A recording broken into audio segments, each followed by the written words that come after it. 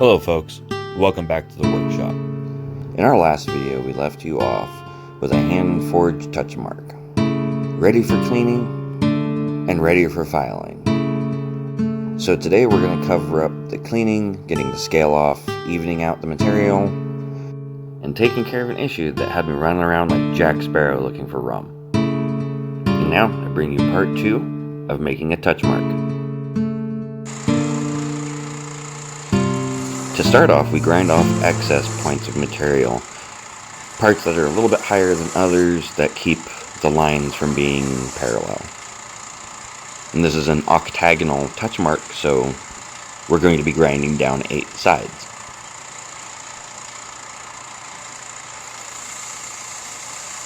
Right now at this point, I'm cleaning up the struck end. I'm making sure it has a good transition from octagonal to round. And I'll work this on the contact wheel to make the struck end round to avoid chipping and to promote a more uniform mushrooming.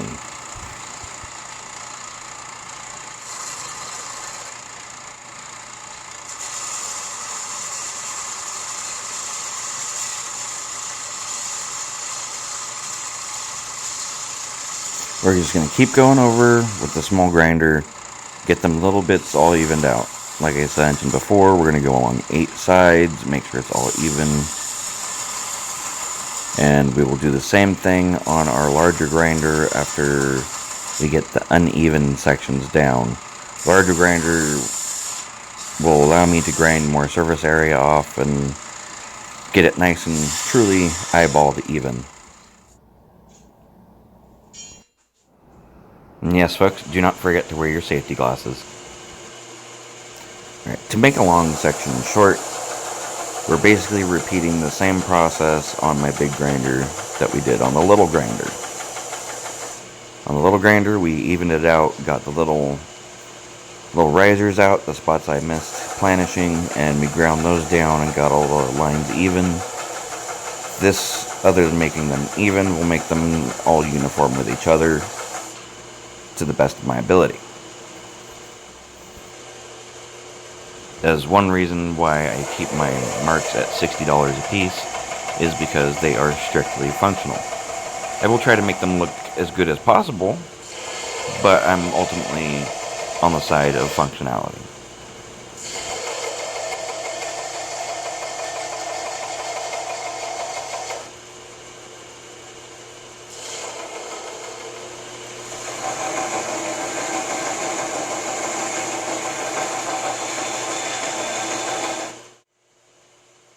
So now we got that all cleaned up on the grinder, and now it is time to put our design in reverse on the business end of this touch mark. And we're going to grind what we can down to the point where I'm comfortable just attacking the design with a hand file. So right here, we're going around the perimeter of the touch mark design, the stamp design. And we're going to get just about to the edge of our, logo.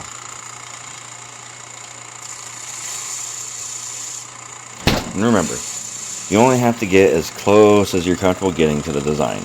And the rest can be filed off whichever way you see fit, with a Dremel, with files, however you do your touch marks.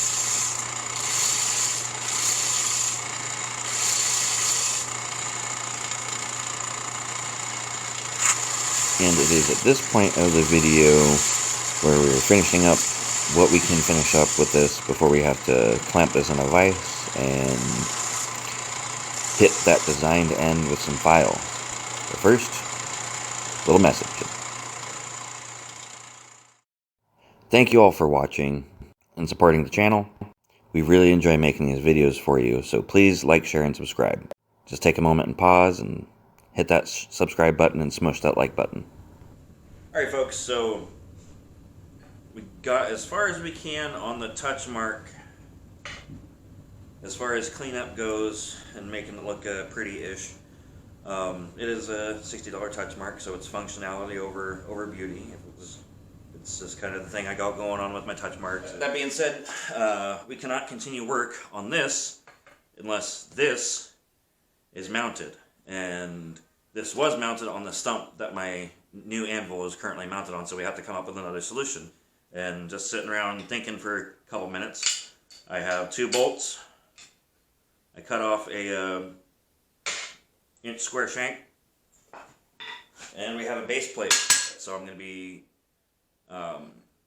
center punching, drilling holes, and then I'm going to be welding this to the bottom of the plate. Let's get it going.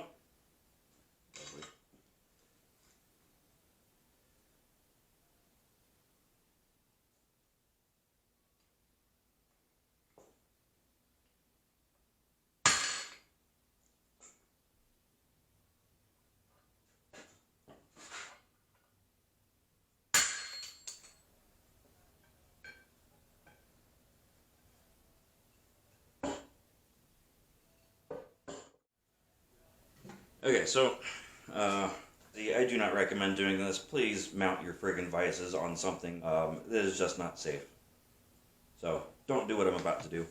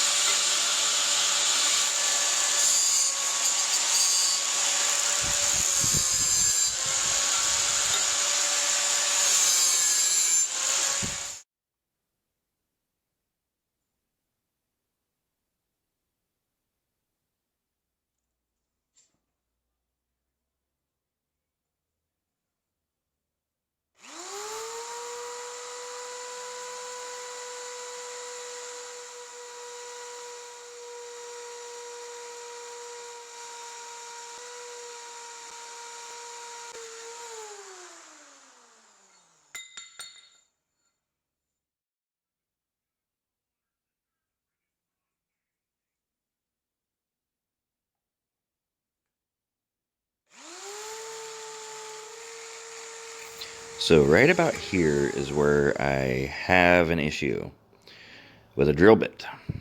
My biggest drill bit. The one that I needed. It is old and dull and crappy. You see, there it is. It's all rusted and it's just no way it's going to work. So I end up throwing this right into the forge.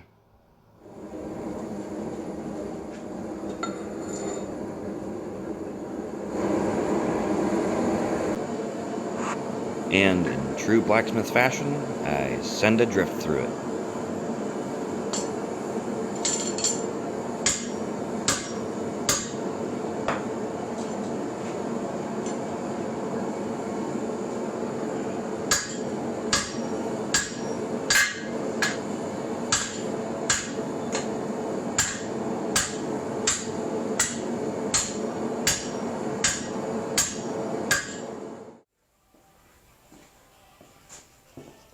And now I'm going to weld this shank on to this plate.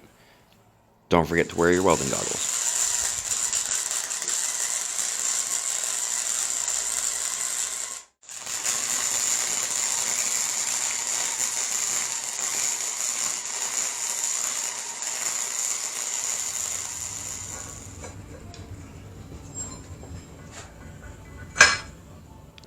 And now that we have our ugly shank plate put together, it's time to bolt it onto the vise.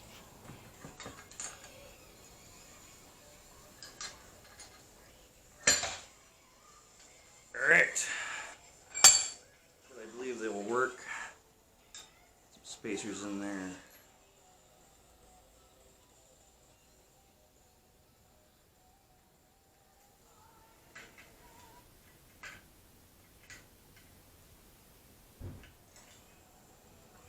Okay, so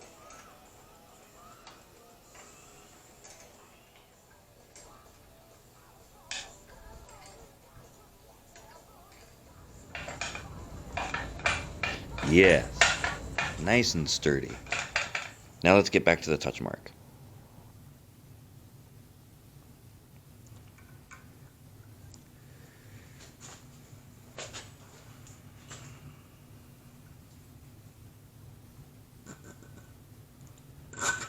So I'm starting this off with my chainsaw file, just a little one. We're going to get close to those lines of the design as possible, and then we'll move on to our much smaller needle files.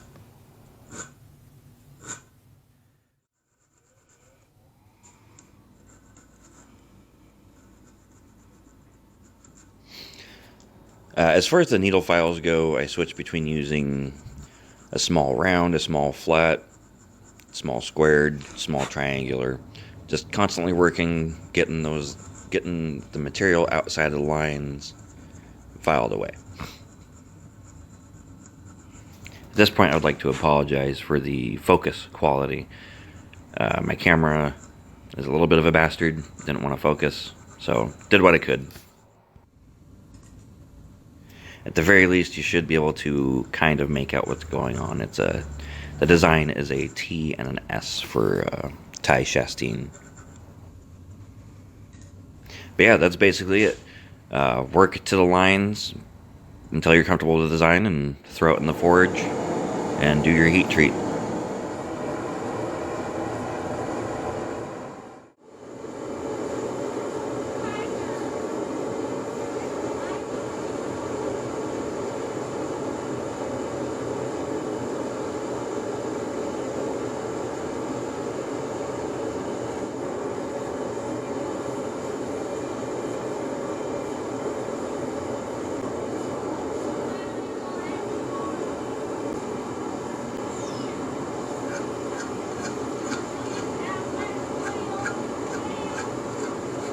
And now that we have a hard chunk of steel, I'm going to take this back over to the small grinder, get some of that scale off before we throw it into the oven for tempering.